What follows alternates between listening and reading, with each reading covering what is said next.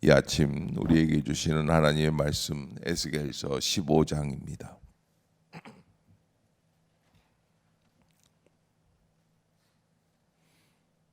15장 한 절씩 교독합시다.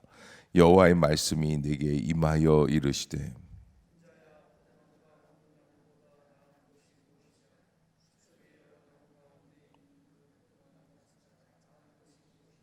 그 나무를 가지고 무엇을 제조할 수 있겠느냐? 그것으로 무슨 그릇을 걸 못을 만들 수 있겠느냐?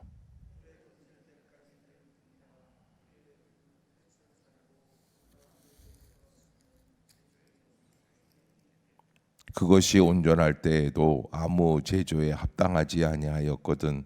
하물며 불에 살라지고 탄 후에 어찌 제조에 합당하겠느냐?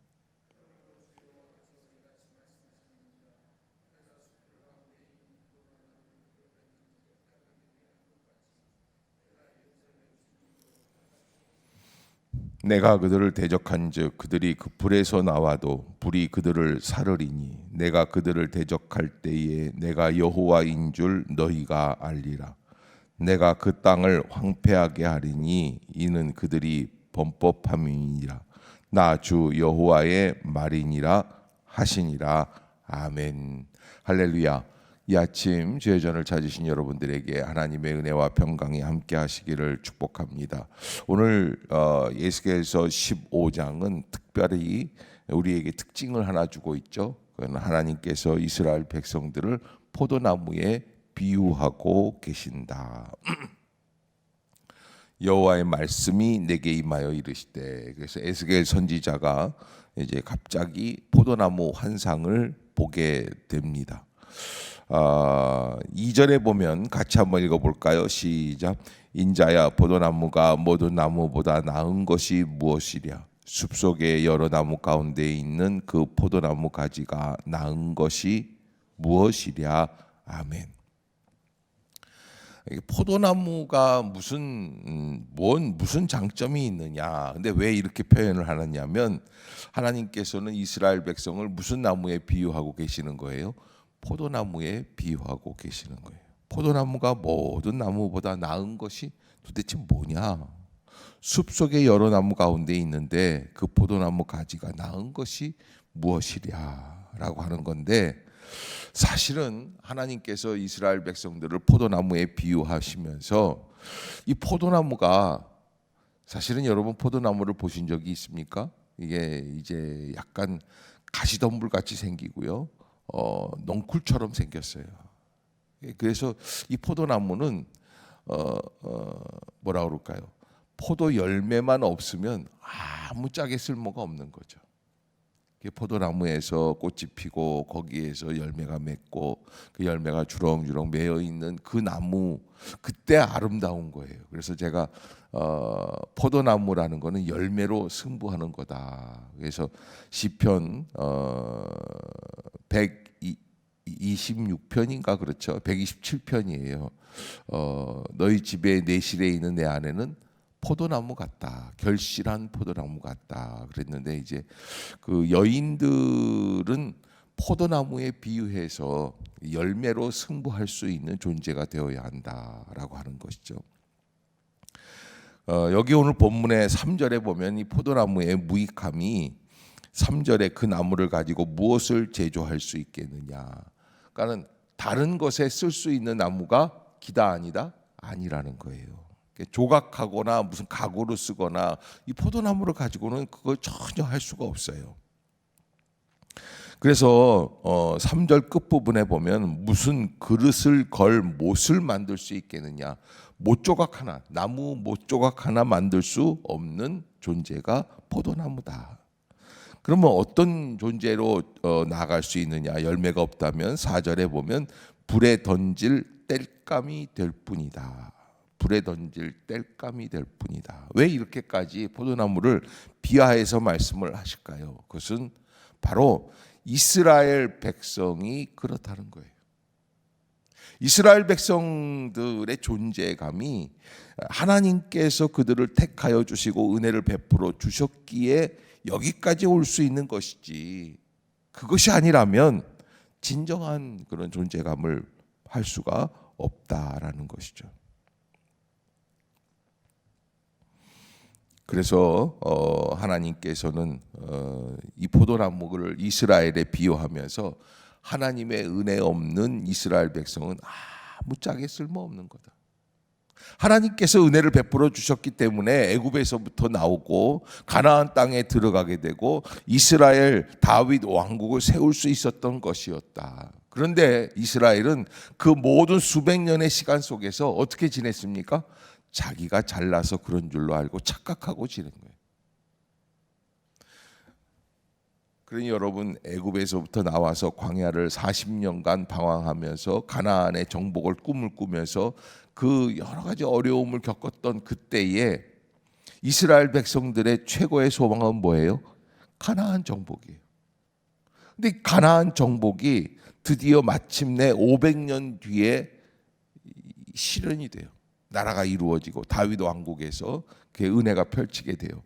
그러나 그렇게 그 축복이 성취되어지는 순간부터 이스라엘은 어떻게 될까요? 넘어지기 시작하는 거예요. 떨어지기 시작하는 거예요. 그래서 끝이에요.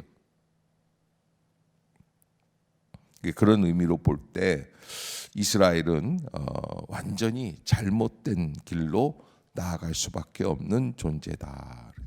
그래서 여러분, 우리 예수 믿는 사람들도 자체는 사실은 포도나무에 비유할 수 있어요. 포도나무가 열매가 없으면 아무짝에도 쓸모없는 것처럼 하나님의 은혜 없으면 우리는 살아갈 수 없는 존재들이다.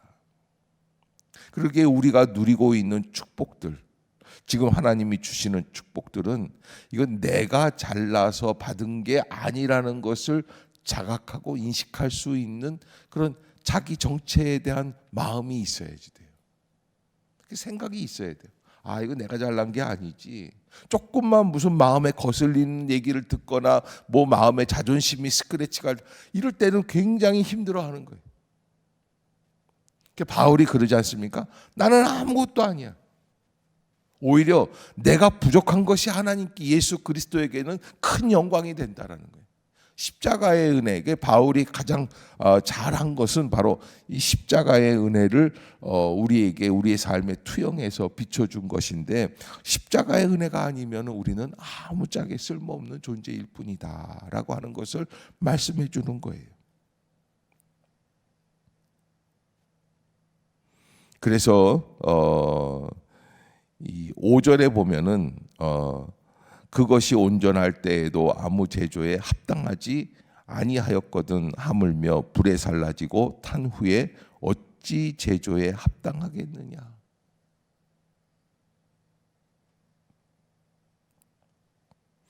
그러니까 태워버리고 다 불타버리면 아무것도 아닌 존재밖에는 되지 않는다라는 것이죠. 그 하나님이 그렇게 심판하실 때가 있다. 6절이 그래요. 6절 한번 읽어봅시다. 시작. 그러므로 주 여호와께서 이같이 말씀하셨느니라. 내가 숲을 가운데 있는 포도나무를 불에 던질 땔감이 되게 한 것 같이 내가 예루살렘 주민도 포도나무를 던져버려서 불에 태우는 것처럼 이스라엘을 그렇게 하겠다라는 경고의 말씀이에요. 사실 지금 이스라엘은 남아있는 생명의 촛불이 한 5년 정도 남아있어요. 5년 6년. 시드기야 왕, 마지막 왕이 지금 이제 마지막 기간을 지내고 있습니다. 근데 참 이상하게 망하려고 하면은요, 하나님이 주시는 길 안에서 마지막까지도 선택의 길이 있거든요. 그런데 망하는 길로 가요. 어디로 가냐면 자꾸 애굽으로 가는 거예요. 애굽이라는 것은 무엇을 의미하냐면 과거에 지금까지 내가 의지하며 살아왔던 길로 가는 거예요. 하나님이 그러시는 거예요. 너희들 자꾸 그러지 말고, 지금 저기 그 갈대아 저 바벨론 나라 사람들이 너희들을 와서 침략을 해서 이거 하려고 그러면 항복해. 그리고 그 밑에서 조공을 바치고 애굽에게 한 것처럼 그렇게 지내다 보면 다시 새롭게 회복할 수 있는 날이 있어. 라고 하는데도 그 방법을 다 알려준 거예요. 역대 이사야, 예레미야 다 그럼 그 얘기를 해주고 있는 거예요. 그런데 그 얘기를 안 들어요. 그리고는 결국에는 자기가 가고 싶은 대로 가는 거예요. 그게 이제 멸망의 길이에요. 하나님이 이 이스라엘을 그렇게 하시겠다는 거예요. 남아있는 5년 동안의 시드기야. 근데 갑자기 시드기야가 우상 숭배도 하고 여러 가지 하나님 앞에서 교만하고 잘못하고 강팍한 모습으로 형제들도 죽이고 그랬지만은 정말 잘못한 게 한 가지 있는데 민족성을 갑자기 드러내요. 자주민족성. 언제 이스라엘이 똑바로 자기 뜻대로 살아간 적이 없거든요. 그런데 갑자기 다윗 왕국 시대처럼 자기가 마치 뭔가 굉장한 군주가 된 것처럼 그렇게 세워나가는 거예요. 교만한 거죠. 그래서 바벨론에 끝까지 항거합니다. 그런데요, 여러분, 시드기야 왕의 역사를 알기 때문에 우리가 하지만 마지막에 왕이요, 그렇게 민족성을 들춰내고 우리는 우리 민족을 지켜야 된다 그러던 왕이 마지막에 못 견디니까 어떻게 하냐면 저쪽 아라비아 광야 쪽으로 도망을 가요. 군주가 백성들을 버리고 도망갈 수가 없죠. 도망을 가요. 인간의 연약한 모습이에요. 이게 다 하나님이 하고 계시는 일들이다. 그래서 하나님이 우리 앞에 뭔가 살 길을 주실 때에는 하나님, 제가 잘못했습니다. 주님 앞에 이렇게 살아가겠습니다. 자기 마음속에 계속해서 새로운 정의감이 불타오른다니까요. 그리고 판단하고 정죄하고 사람들을.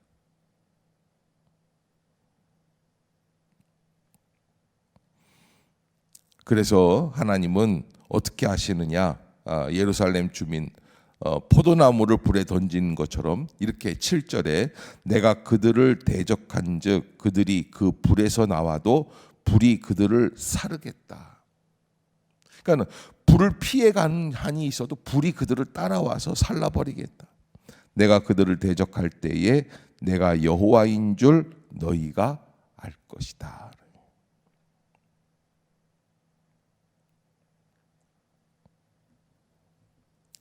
그래서 8절에 내가 그 땅을 황폐하게 하리니 이는 그들이 범법함이니라. 나 주 여호와의 말이니라 하시니라. 그래서 여러분 8절 한 번 더 읽어봅시다. 시작.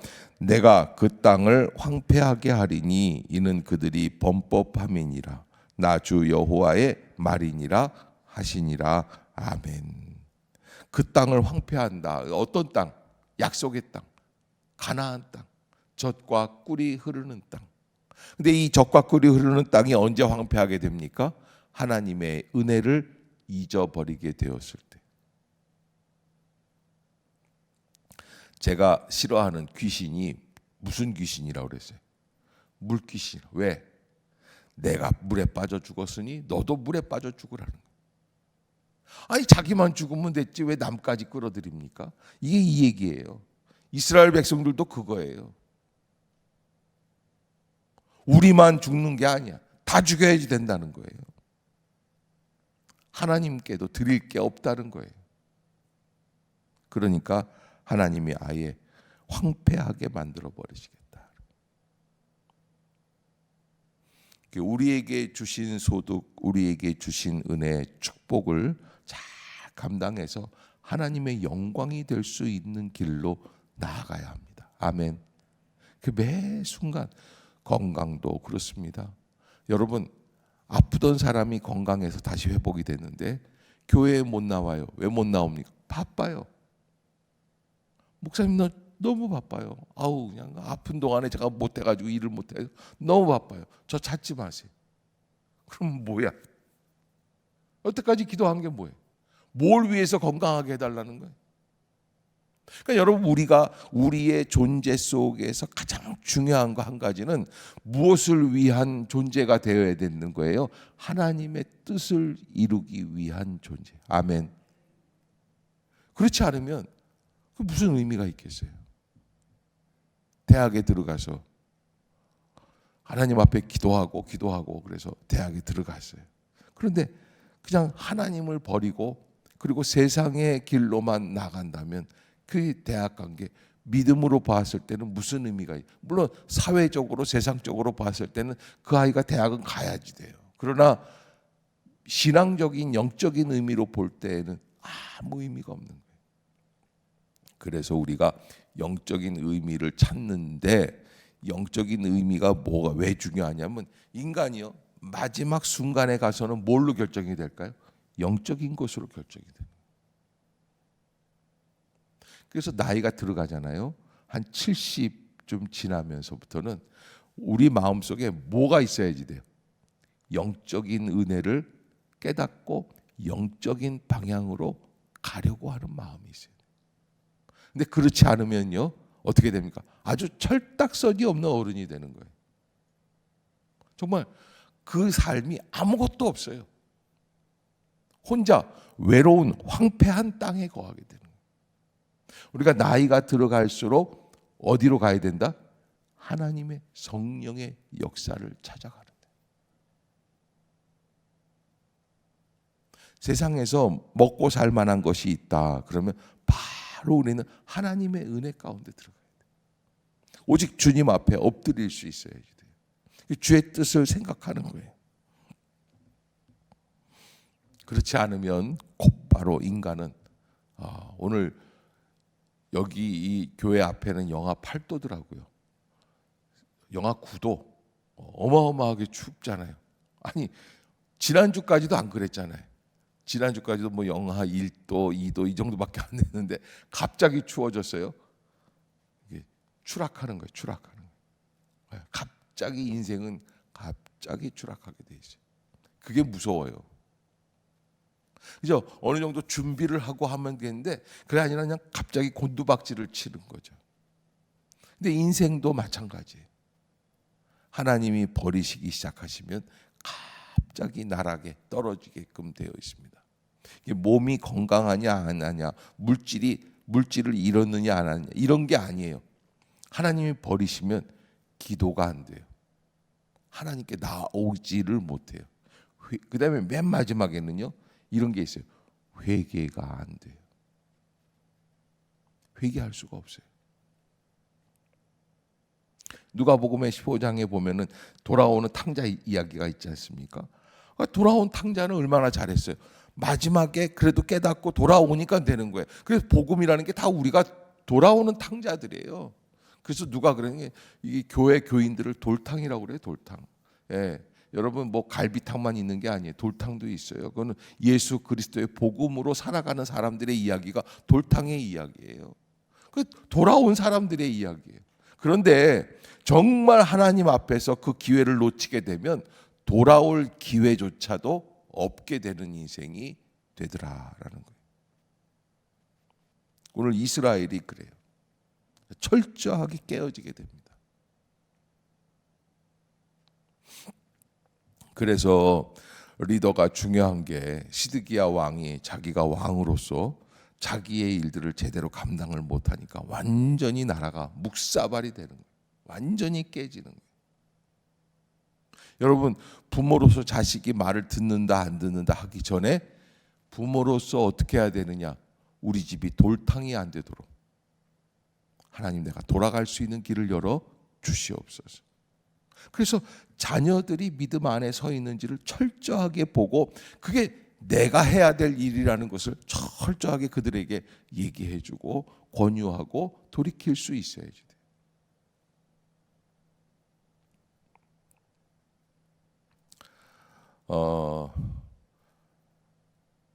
40여 년 전에 헤어진 동기 친구가 전화가 왔어요. 이 목사님, 이제 대학 들어가고 나서 이제 뿔뿔이 흩어지니까 교회 친구인데, 근데 시흥 어느 교회에 권사님이 됐대요. 너 왜 이렇게 고생을 했냐? 안 믿는 집에 가. 그래가지고서는 시집 가가지고서는 거기에 있는 그 모든 시어머니, 시아버지부터 시삼촌까지 다 완전히 온 가족을 다 예수 믿게 했다고. 대단하다. 그래서 전화하지만 박수를 보내줬어요. 야, 너 대단하다. 반대 친구가 또 있어요. 그렇게 잘 믿는데 이 또 유튜브를 들으면 어떨지 모르겠네. 요즘 절간을 다니신대요. 전국에 있는 사찰들을 기행. 이게요. 인생이 영적인 은혜의 눈이 열리지 않으면 마지막에는 비참하게 돼요. 그래서 하나님이 작정하신 거예요. 내가 그 땅을 황폐하게 하겠다. 황폐하게 하겠다. 그래서 우리가 여러분 이 선지자들이 하는 이야기가 묵은 땅을 기경하라고 그러지 않습니까? 그 황폐해진 땅을 기경하는 건 뭘까요? 하나님 앞에 나와 겸손하게 엎드려서 기도하고 참회하고 다시 돌이키는. 여러분들이 우리 교회에 처음으로 오셨을 때 아마 여기까지 이 새벽 기도에 오시는 분들은 대부분 뭐 한 10년 이상 되신 분들이에요. 그런데 그 과정에서 분명히 설교할 때 은혜를 받았기 때문에 여기까지 남아 있는 거예요. 그렇지 않아요? 그냥 진짜 설교가 마음에 안 드는데 난 그래도 이덕만 목사님을 정말 박애 정신으로 사랑을 해서 내가 설교가 은혜가 안 돼도 올 거야. 뭐 이런 사람들은 없잖아요. 그렇죠? 우리끼리니까. 그래도 가만히 들리는 분들이 있는데 그거는 철면피입니다. 그런데 그 마음을 잊어버리면 그나마도 끝나는 거예요. 그거 잊어버릴 때가 있어요. 은혜가 안 될 때가 있어요. 그래서 왜 저러지? 난 싫어. 여러분, 그게 황폐해지는 심령.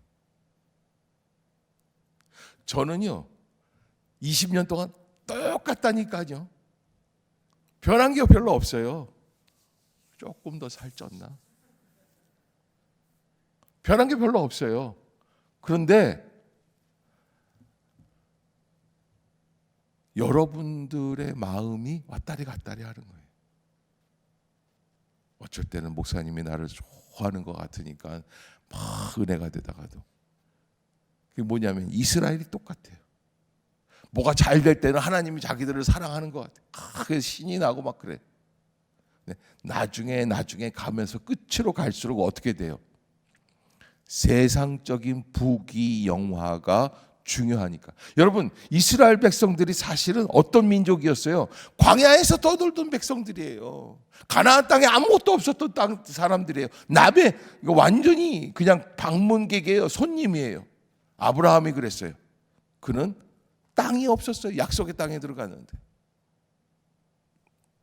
그런데 모든 걸 다 차지하고 났을 때 그때가 축복의 절정이에요. 떨어지는 거예요. 그 축복의 끝까지 올라가면 떨어지는 준비를 잘해야지. 그게 뭐야? 겸손과 온유한 마음, 너그러운 마음. 우리가 늘 겸손해야지. 늘 엎드릴 줄 알아야 돼. 그러니까 내가 너를 판단하고 정죄할 수 있다라는 생각이 들기 시작하면서부터는 잘못된 길로 가는 거예요.